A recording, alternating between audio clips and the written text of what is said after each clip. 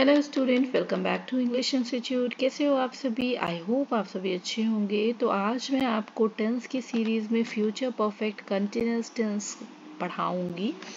और आज मैं आपको फ्यूचर परफेक्ट कंटिन्यूअस टेंस का कॉन्सेप्ट जो है वो बहुत ही आसानी और सिंपल तरीके से क्लियर करवा दूंगी। तो वीडियो को एंड तक देखिएगा ताकि आपसे कोई भी पार्ट मिस ना हो और आप इस टेंस को अपनी कन्वर्सेशन में यूज़ कर पाएँ।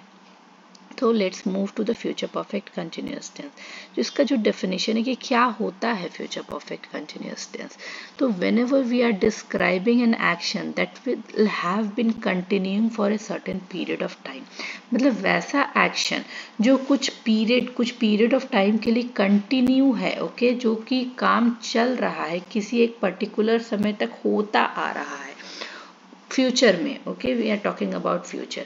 तो उस तरीके के सेंटेंसेस को हम बताने के लिए फ्यूचर परफेक्ट कंटिन्यूअस टेंस का यूज़ करते हैं। ओके, जैसे कि भविष्य में किसी समय तक लगातार चलता रहेगा काम। ओके, किसी दूसरे भविष्य की घटना से पहले समाप्त हो चुका काम। ओके, तब भी हम इसे यूज़ करते हैं।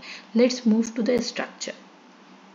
तो इसमें टाइम रेफरेंस इंपॉर्टेंट है। टाइम रेफरेंस लगाकर आप इस टेंस को यूज़ कर सकते हैं। जो स्ट्रक्चर है वो है subject will have been plus verb in I N G form. ये चीज़ आपको नोटिस करने की ज़रूरत है कि जब भी आप फ्यूचर परफेक्ट कंटिन्यूअस टेंस को बनाएंगे तो पहला तो उसमें विल हैव बीन आएगा, दूसरा उसमें वर्ब की आईएनजी फॉर्म आएगी।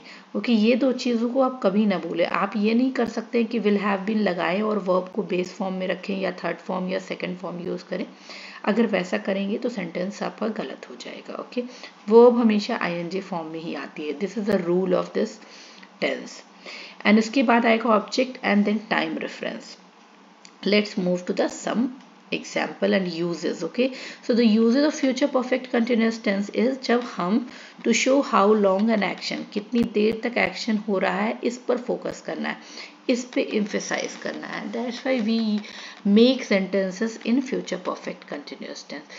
जैसे कि एग्जाम्पल लेती हूँ कि एग्जाम्पल है मैं रात 8 बजे तक 3 घंटे से पढ़ रहा हूँगा। Okay, so I will have been studying for 3 hours by 8 PM. Okay, next जो इसका यूज है वो है to express duration of the future ongoing activity. Same चीज़ ही है, जब आप ड्यूरेशन को फोकस करेंगे कि कितने समय तक, तो आप इस टेंस में सेंटेंस को बनाएंगे। एग्जाम्पल है वह 2015 से यहाँ रह रही होगी। ओके, यहाँ पर जो फोकस है वो 2015 के बाद, मतलब 2015 से रहने का है। ओके, सो इसको बनाएंगे she will have been living here since 2015. Let's move to the sentence structure and the formation of sentences. तो जो पॉजिटिव सेंटेंसेस होते हैं यानी कि एफर्मेटिव सेंटेंसेस होते हैं, इसका तो स्ट्रक्चर मैंने अभी आपको बताया, subject will have been plus verb in I N G form, then object, then time expression. Okay, so example है वे सुबह से काम कर रहे होंगे, इसको बोलेंगे they will have been working since morning. They will have been working since morning. मैं 1 घंटे से इंतजार कर रहा हूँगा. I will have been waiting for an hour. Sorry, I will have been waiting for an hour. Next आता है negative sentence. जो नेगेटिव सेंटेंस का structure it is quite similar to that, बस आपको नॉट लगाना है, subject plus will not have been. Okay, यहाँ पे विल के बाद नॉट आएगा, हैव से पहले आएगा, ये याद रखेंगे। Subject plus will not have been plus verb in I N G form plus object plus time expression. Okay, example देखती हूँ, वह सो रही होगी। ओके, इसको मतलब उसके सोने का काम कुछ टाइम पहले से शुरू हुआ होगा and still she is sleeping, she will be sleeping. Okay, so she will not have been sleeping, वो सो नहीं रही होगी, सॉरी वो सो नहीं रही होगी, she will not have been sleeping. Next जो नेगेटिव सेंटेंस है वो अभ्यास नहीं कर रहे होंगे, they will not have been practising. देखिए यहाँ पर अब आप सोचेंगे कि टाइम एक्सप्रेशन तो लगाया ही नहीं है, तो ये जो सेंटेंसेस है ये टाइम एक्सप्रेशन को ऑटोमेटिक बता रहे हैं. कोई भी इंसान अगर सो नहीं रहा होगा, अगर हम ये बोलना है कि वो सो नहीं रही होगी, इट मीन्स कि हम किसी टाइम पर्टिकुलर टाइम पीरियड की बात कर रहे हैं, दैट्स वाई यहाँ पे टाइम एक्सप्रेशन को ओमिट कर दिया गया। अगर आप लगाएंगे भी तो भी गलत नहीं होगा। Okay, let's move to the interrogative sentences. तो इंट्रोगेटिव सेंटेंसेस बनाने का जो स्ट्रक्चर है वो है will plus subject plus have been, then verb in I N G form, object and time expression. Example देखते हैं। क्या तुम सुबह 9 बजे से काम कर रहे होगे? Will you have been working since 9 AM? Next जो हमारा सेंटेंस है वो, क्या वे पूरे दिन पढ़ाई कर रहे होंगे? Will they have been studying all day? यहाँ पर फॉर नहीं लगाया है क्योंकि पूरे दिन की बात हुई, डायरेक्ट ऑल डे यूज कर लेंगे हम। ओके, चलिए कुछ टाइम एक्सप्रेशन देखते हैं जो कि इस टेंस के साथ यूज किया जाता है।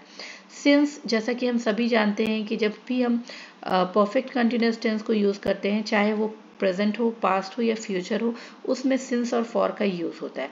सिंस हम तब यूज करते हैं जब हम कोई पॉइंट ऑफ टाइम बता रहे हो। ओके, जैसे कि since morning, since 2010, since Monday. Okay, and जब हम ड्यूरेशन की बात करते हैं कि कितनी देर, तब हम फॉर का यूज करते हैं। Okay, for is equals to like duration, जैसे फॉर 2 आवर, फॉर 2 घंटे। ओके, फॉर अ ईयर, 1 साल, फॉर अ मंथ। ओके, इसके अलावा जो टाइम एक्सप्रेशन है वो आता है by then and by that time. Okay, next जो टाइम एक्सप्रेशन है वो आता है all day and all night. इस तरीके से भी हम सेंटेंस बोल सकते हैं, जैसे कि वो पूरे दिन से पढ़ाई कर रही होगी। Okay, so she will have been studying all day. Okay, I hope कि आपको फ्यूचर परफेक्ट कंटिन्यूअस टेंस का कॉन्सेप्ट क्लियर हो चुका है। अगर कोई डाउट है कमेंट बॉक्स में कमेंट कर सकते हैं, और अगर वीडियो पसंद आई हो तो इसे लाइक करना ना भूलें और चैनल को सब्सक्राइब करना ना भूलें। फिर मिलूंगी नेक्स्ट वीडियो के साथ, तब तक के लिए बाय बाय, टेक केयर। या एंड वन मोर थिंग, अगर आप कोई एक पर्टिकुलर टॉपिक पढ़ना चाहते हो तो आप मुझे कमेंट बॉक्स में कमेंट कर सकते हो, मैं ज़रूर उस पर वीडियो बनाऊंगी अगर आप चाहें तो। Thank you.